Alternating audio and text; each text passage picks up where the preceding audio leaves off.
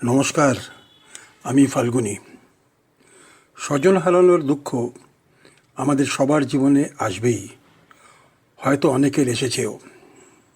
এই দুঃখ আমাদের আহত করে নানাভাবে, জীবনযাত্রা পঙ্গু করে দেয় বেশ কিছুদিন। যদিও জীবনচক্রের কথা, জন্মালে জরা ব্যাধি মৃত্যু অবশ্যম্ভাবী, গীতায় শ্রীকৃষ্ণ বলেছেন, যেটা আমরা সবাই জানি কিন্তু ভুলে যাই। আজ জ্ঞানবৃক্ষের অধিবেশনে এর নিরাময় বা হিলিং পদ্ধতি নিয়ে আলোচনা করব। দুঃখের মূল কারণ হলো ভালোবাসা ও আকর্ষণ। অবশ্য ভালোবাসার উত্তাপের মান পরিবর্তন হতে পারে, এমনকি বিশেষ ক্ষেত্রে ভালোবাসা ঘৃণায় পরিবর্তন হতে পারে। অন্যদিকে আকর্ষণ বা অ্যাটাচমেন্ট একতরফা। আকর্ষণ একটি টেনে ধরার শক্তি, যা মনুষ্য দেহের আত্মাকে ক্ষতিগ্রস্ত করে। সুতরাং ভালোবাসা ও আকর্ষণ আলাদা। ভালোবাসারও রকম ফের আছে। একরকম ভালোবাসার পিছনে থাকতে পারে দেওয়া পাওনা, লাভ ক্ষতি ইত্যাদি, অনেক পার্থিব ভাইব্রেশন, যার সাথে কামনা বাসনাও যুক্ত। অন্য পবিত্র ভালোবাসার অর্থ নিঃস্বার্থ, একে অন্যের সব কিছু ভালো ভাবার ভাইব্রেশন। প্রকৃত ভালোবাসা অন্যের ক্ষতি হোক চিন্তা করতে পারে না। বিপরীতে অ্যাটাচমেন্ট বা আকর্ষণ শুধু নিজের ভালোটাই চিন্তা করে। তার আকর্ষণের তীব্রতা অন্যের অর্থাৎ বিদেহী আত্মার ক্ষতি করে। স্বার্থজালিত ভালোবাসা ও অ্যাটাচমেন্ট দুই ক্ষতিকারক। নিঃস্বার্থ ভালোবাসা সঠিক পথে চালিত করে। দুঃখের নিরাময় বা হিলিং কিভাবে হবে, যদি সে বিষয়ে বুঝতে যাই, তাহলে আত্মজ্ঞানের প্রয়োজন। বুঝতে হবে আমি ও যিনি প্রয়াত আপনজন, সত্যি তিনি কে, মৃত্যুর পর কী অবস্থায় থাকেন, আবার দুঃখটা সত্যি কী কারণে, এটা অবশ্যই বুঝতে হবে। একে একে আসা যাক প্রশ্নগুলির উত্তর খুলতে, কারণ এর উত্তরের মধ্যেই হিলিংয়ের টনিক লুকিয়ে আছে। মনুষ্য দেহ যা রক্তপাশের পিণ্ড, সেটা আপনার বা স্বজনের পরিচয় নয়। দুই ক্ষেত্রেই আত্মা দেহে প্রবেশ করলেই সে দেহকে মানুষ বলা হয়। দুজনকেই পরমাত্মা এই ব্রহ্মাণ্ডের পৃথিবীতে তার নির্দিষ্ট নাটকের একটি বিশিষ্ট ভূমিকা পালন করতে পাঠিয়েছেন। একটি নাটকের শেষে যেমন অভিনেতা তার মূল অবস্থায় ফিরে যায়, ঠিক সেই রকম আত্মা সেই মানুষের দেহে তার নাটকের দায়িত্ব শেষ করে আবার ফিরে যায় তার পুনর্জন্মের আদেশ পেতে। সুতরাং দেহে থেকে আত্মা বেরিয়ে যাওয়া, যাকে আমরা মানুষের মৃত্যু বলি, এটা পট পরিবর্তন মাত্র। নাটকের ভূমিকা শেষ, পুরাতন দেহে আত্মার কাজও শেষ, তাই বেরিয়ে যাওয়া। মানব দেহের এখন এই নাটকের প্রয়োজন শেষ। এই ক্ষয়শীল দেহের কোনো প্রয়োজন নাই। আত্মা দেহ থেকে বেরিয়ে মুক্ত, নতুন দেহে এবার আত্মার প্রবেশের করতে হবে নতুন ভূমিকায়।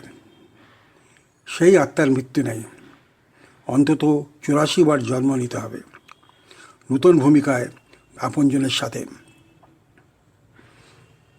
তবে সত্য হলো, সব আপনজনের আত্মা কোনো না কোনো রূপে আবার মিলিত হবেন। সুতরাং এই বিচ্ছেদ বেদনা কি সাময়িক নয়? সুতরাং স্বজন হারাবার দুঃখ আসলে দেহ ধ্বংসের জন্যে দুঃখ, যা এমনিতেই ক্ষয়শীল। তার আসল পরিচয় আত্মা, যা প্রতি জন্মে কোনো অন্য রূপে আবার মিলিত হবে।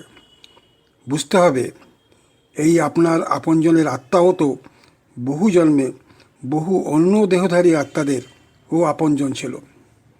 তিনি এই জন্মে আপনারজন। আপনার ক্ষেত্রেও তো তাই।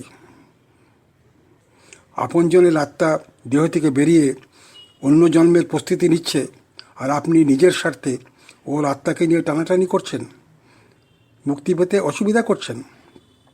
আপনি যদি সত্যি ভালোবেসে থাকেন, তাহলে কি আপনি আপনজনের আত্মার ক্ষতি করবেন?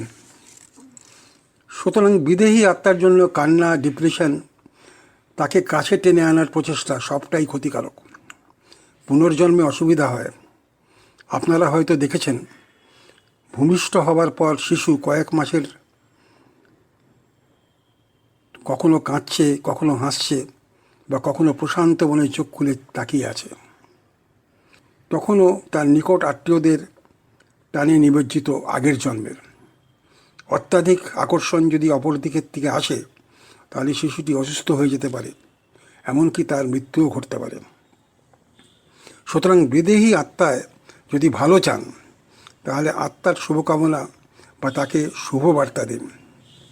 তার অপূর্ণ ইচ্ছা পূরণের অঙ্গীকার করুন। তাহলে বাসনা কামনার টান থেকে আত্মা মুক্তি পাবে। এর জন্য আপনাকে তৈরি হতে হবে মানসিকভাবে, আর এটা পারা অসম্ভব নয়। পিতামাতা যেমন ছেলে 3-4 বছরের জন্যে ছেলেকে দূরে পাঠিয়ে দেন তার কেরিয়ার তৈরি করতে, তখন এই বিচ্ছেদের যাতনায় না ডুবে তিনি বলেন, ভালো থাকবি, বড় হতে হবে, সাথে আছি, আবার দেখা হবে। আবার তো দেখা হয়। ঠিক সেই রকম স্বজন হারানো তো সাময়িক দৈহিক বিচ্ছেদ। এর আগেও হয়েছে, আবার হবে, আবার তো দেখা হবে নতুন রূপে। সুতরাং যখন সমস্ত কনটেক্সট আত্মাকে ঘিরে, আত্মাকে বিদায় জানান, বলুন আবার দেখা হবে, ভালো থাকো, এর জন্য তো আমরা শ্রাদ্ধ অনুষ্ঠানও করি। সে তো বিদায় দেবার অনুষ্ঠান। পিণ্ডদানও তো করি। সবই আত্মাকে পুরানো দেহের সম্পর্ক থেকে আকর্ষণ সরাতে। সুতরাং আনুষ্ঠানিকভাবে বিদায়কালীন শুভেচ্ছা দিন বিদেহী আত্মাকে, সাথেই ঈশ্বরকে ধন্যবাদ দিন বিদেহী আত্মার গৌরবময় অধ্যায়ের জন্য। তাকে খুশি করুন, তাকে বলুন ওর অসমাপ্ত কাজ আপনারা করবেন, বলুন গুড বাই, ভালো থাকবেন। স্বজন হারাবার কষ্ট ধন্যবাদ সভা করে শেষ করতে হবে ঈশ্বরকে।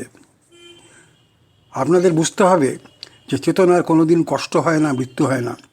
চেতনার স্তর আনন্দময় কোষের উপরে। তবে কষ্ট যেটা হয় সেটা দেহে এবং মনে। দেহ, মন ও চেতনাকে আলাদা করে দেখতে হবে, কারণ দেহ হচ্ছে ক্ষয়শীল। কোনো বাইরে থেকে নামা দুঃখের ভাইব্রেশন আপনাকে বিচলিত করতে পারবে না, এটাই সংকল্প করুন। আত্মাকে নতুন ইনিংস শুরু করার জন্য সাহায্য করুন, টেনে রাখবেন না। আজ এখানেই শেষ করছি। ধন্যবাদ।